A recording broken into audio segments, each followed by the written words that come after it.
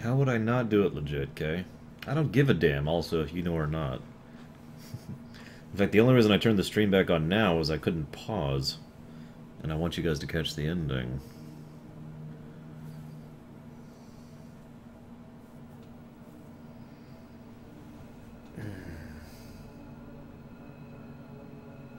So with Ultimacia dead, we're now, once again, stuck within the time-compressed state. But the idea is the concept that everyone here can actually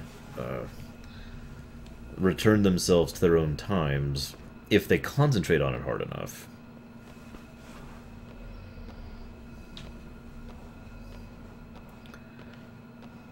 That's pretty much the key. They have to really focus themselves on their time, on something that really matters to them.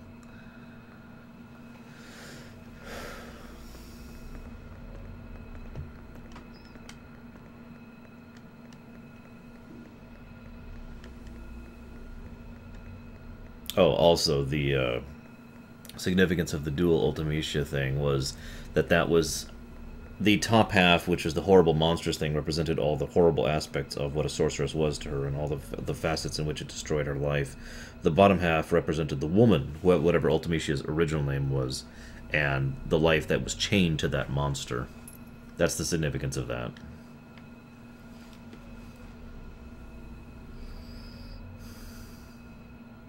For anybody who was wondering.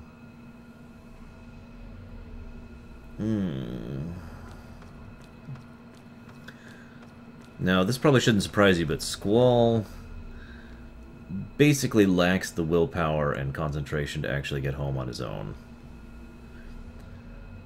However, it can be argued that all of them lack the power, based on what we know about this scene.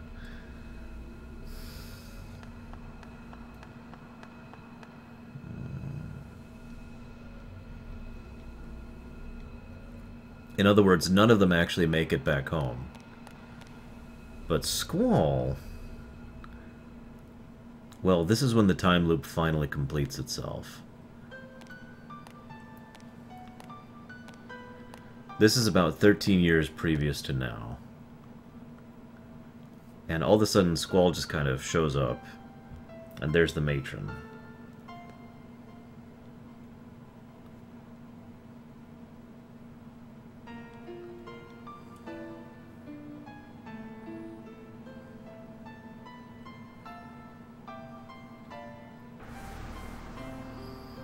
Now, as I mentioned, even Ultimacia, even Adel, followed the rule of having to pass along their powers.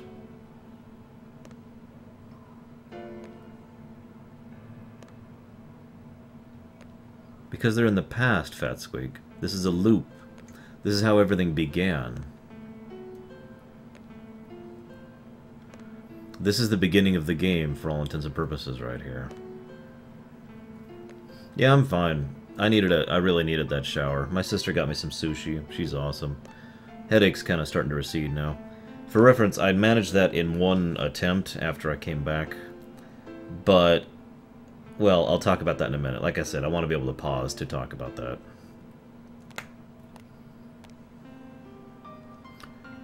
Poor Ultimacia.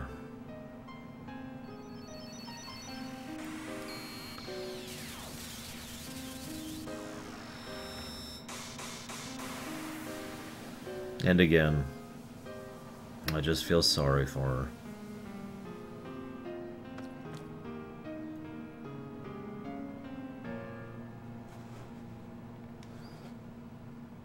her. External, and she's actually already off. I'm sorry. Most disappointing ending? I don't know.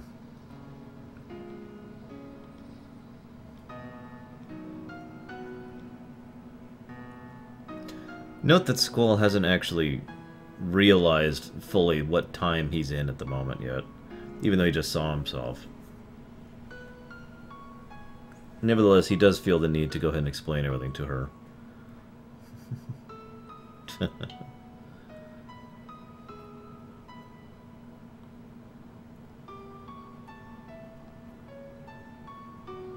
I also kind of like how Adia pretty much immediately tells him he needs to go away.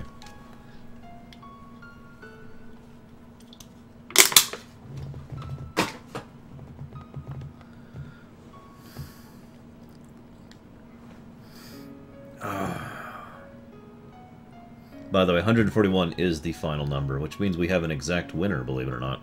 Solus, you in the chat right now?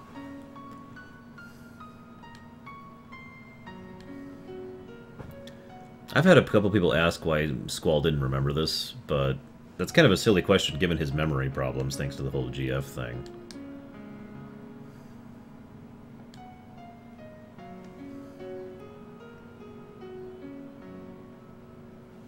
I'm sorry, Permeus. There's only one place in the area that does good sushi around here.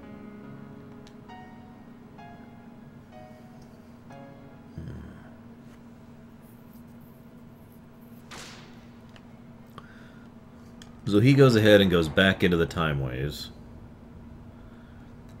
Now, like I said, there's a theory that I actually really like, that none of them actually had the ability to pull themselves out of the time stream properly. The only one who actually did was the one who had real magical power. The person who, as of this point in time, has the power of Adel and technically Ultimecia, if you think about it. In other words, Renoa. Now, of course, we know for a fact that Renoa actually saves Squall from this, but I like the theory that Renoa saves all of them from this. And pulls all of them out of the time paradox, I guess is the best way to put it. I think Adia does remember that, based on the way she acts. I see Solus is in chat. I don't think he's paying attention to me.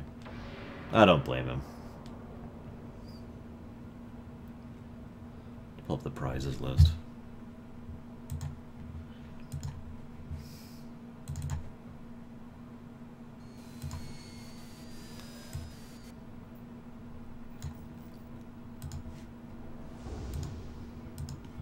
Now this section is something I know a lot of people look at and just kind of go, huh? But this, it's important to know, this isn't any place real. There is just no location he's at. This is just a manifestation of his own feelings of being lost. His fear of actually being abandoned yet again. This is just what he sees.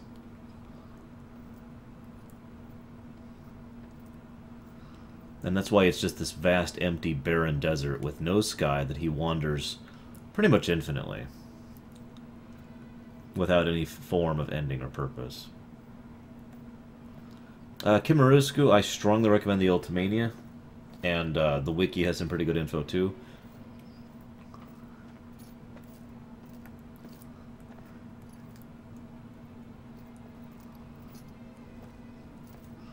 One of the things I like is this little section right here gets across just how long Squall has been wandering here, at least by his own perception. Technically, he's still here in the same second he got here. Yeah, I would have loved to see what everyone else sees when they're trapped in this time-lost chunk. But we get the idea that Squall has literally been wandering for hours. Not even through anything, because he's not actually going anywhere.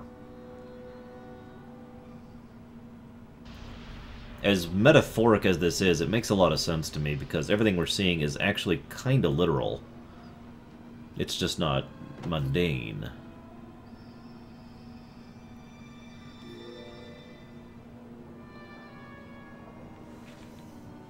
This is what she sees, by the way. And this is kind of interesting because she went to the place, but she didn't actually go there. She's not actually out of the time yet. She's not out of the time vortex, the time warp, whatever you want to call it. So this is what she sees in this place.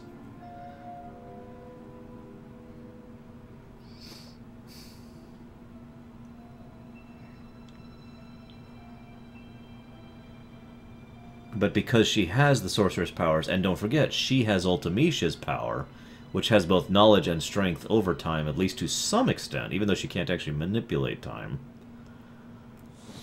She starts reaching out to find him.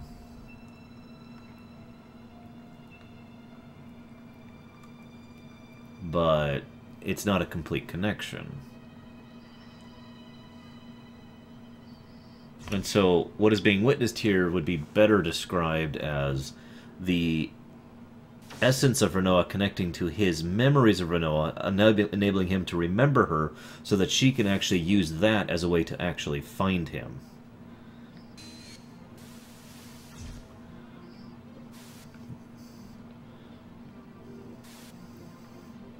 The reason this is so messed up is because he's having trouble remembering her, by the way. He's really trying to focus on it. And that's why she's actually gone from that shot, as he's actually trying to pull it out.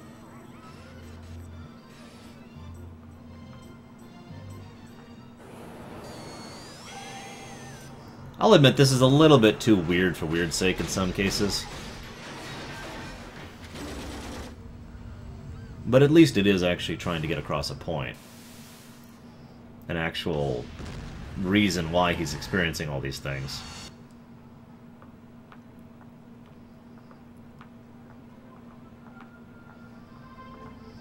And that's why she's so vague and blurry, and every single time he sees her.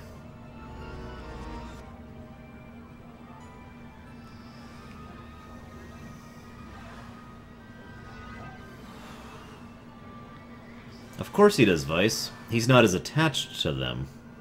Yeah, this is a little trippy. There's no arguing that. The good part of the ending is basically already over, which is the completion of the time loop. At least in my opinion.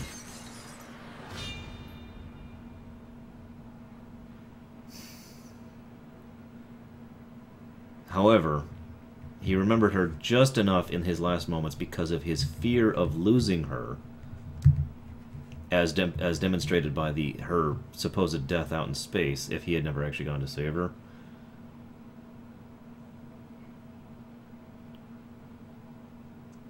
By the way, some people think the ending should have ended right there. Which is an interesting idea, I admit.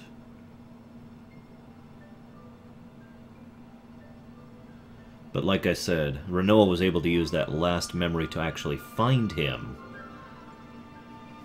I also get the very strong impression she had already found the rest to save them by this point, and she was just looking for him to pull him back.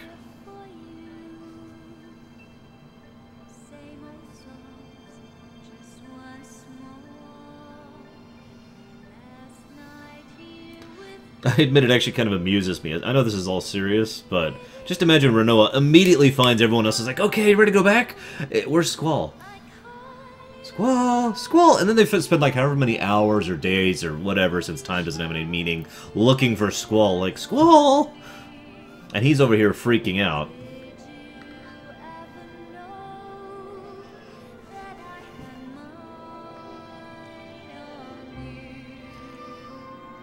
And then this is when they actually rip them back to reality.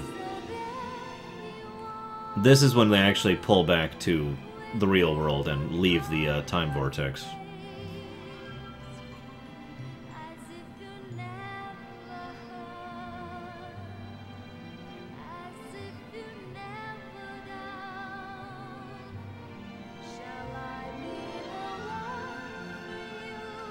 Damn it, Cypher.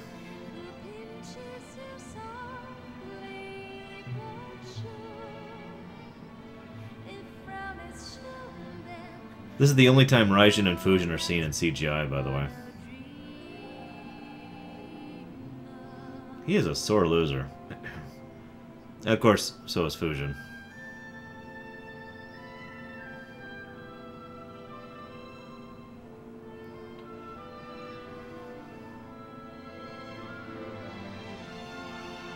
For the record, no, I don't forgive Cypher. But whatever.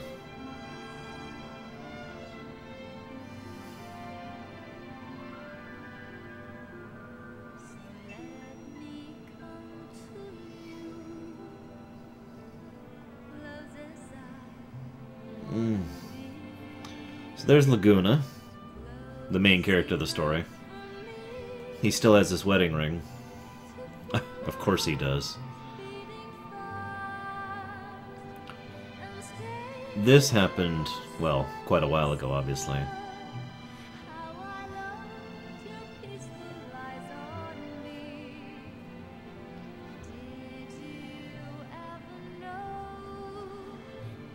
I like how Laguna proposes to her, by the way. He just puts the ring on her. And then he just totally has no idea how to actually express it to her because he's not sure if she gets it or not. So he just kind of holds up his own hand. Like, you know, this is the idea right here. Yeah.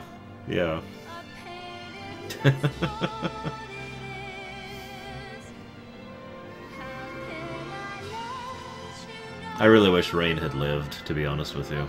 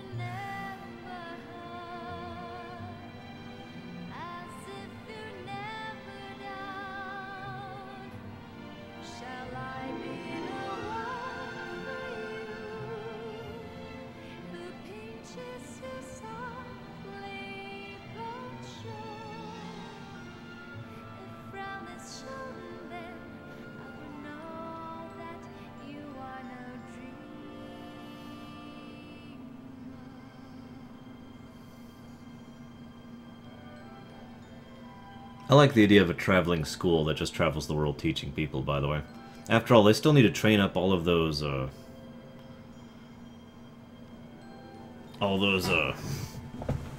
whatcha-figs. Speaking of which, I need to remember how to, Has Solus come back yet?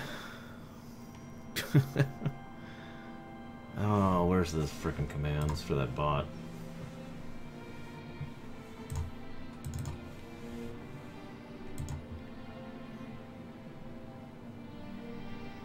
And so this is the rest of the ending. Selphie gets a hold of a video camera here. Irving's being a dupe.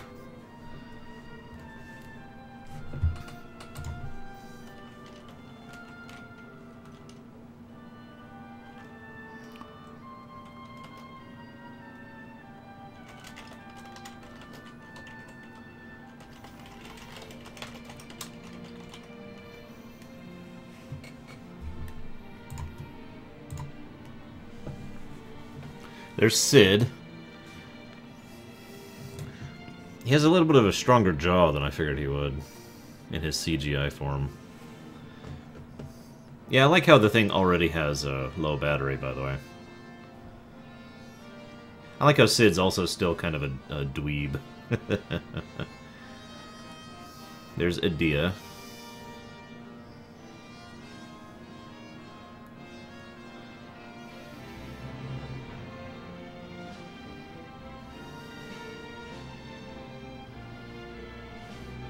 By the way, Irving is actually quite tall, in case you're wondering. I know it doesn't come out in the game, but everyone's not short. He's actually... I mean, some people are short, but he's just really tall.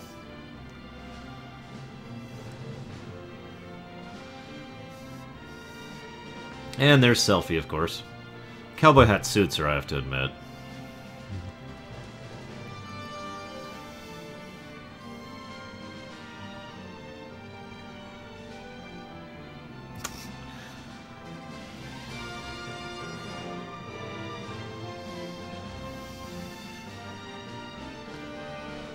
And there's Zell, with the library girl, by the way. Finally having some hot dogs, and just chowing down on him. And then he chokes on him. And he's also out of liquid. So he can't actually finish it. So they start trying to fix his whole, the fact that he's choking on the hot dogs. By the way, fun fact, if you'll pay close attention, that actually just looks like the bread. There's no, hot dog part there.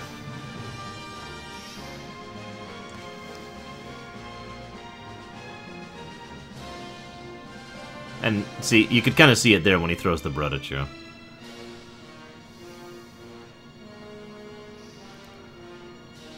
Also makes a bit more sense because it's easier to choke on bread.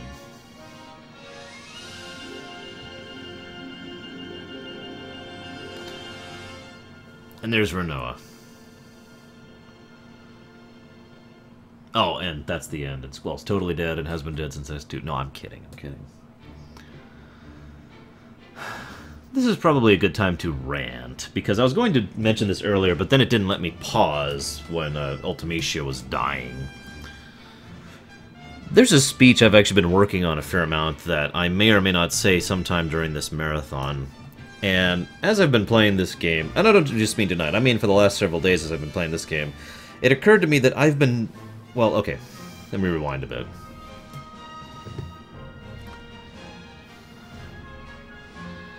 It's easy to be unfair in a negative manner. In other words, to go ahead and tell, you know, say a thing is worse than normal, or to say that a game is unacceptable, and I tend to find myself to be on the opposite side of that sort of thing. I usually am the kind of guy who tries to defend a game, or tries to talk about the positive aspects of it. But it is worth noting that it is just as easy to be unfair by being too kind to a game as it is to be unfair to be too unkind to a game. So, while I enjoy the story of FF8, I enjoy the construction of it, I enjoy the execution of it, I enjoy the amounts of characterization that are in it, I enjoy the plot, I enjoy the setting, I have found myself inclined to being more kind to this game than I should be. Any game that I can only truly enjoy when I'm cheating is not a good game. Any game where they used artificial time gates and incredibly poor design in order to flesh out a degree of difficulty that isn't actually difficult at all, but merely just a random chance or a time gate or a beef gate, that's not good game design. I'm sorry, it isn't. And so for the many, many flaws that this game has, of which there are dozens, and I've been pointing them out this entire game, FF8 is not what I would call a good game. I have been too kind to it. Any game that I have to cheat in to really enjoy playing through is not a good game, in my opinion, of course. And I just really needed to point that out, because I feel like I've been too kind to this game, which I know is a weird thing, but there it is.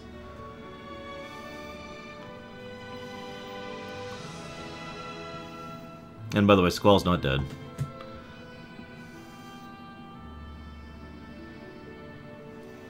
And Renoa has the power of, like, every sorceress in the world in her at the moment. And there's Squall's terrifying smile.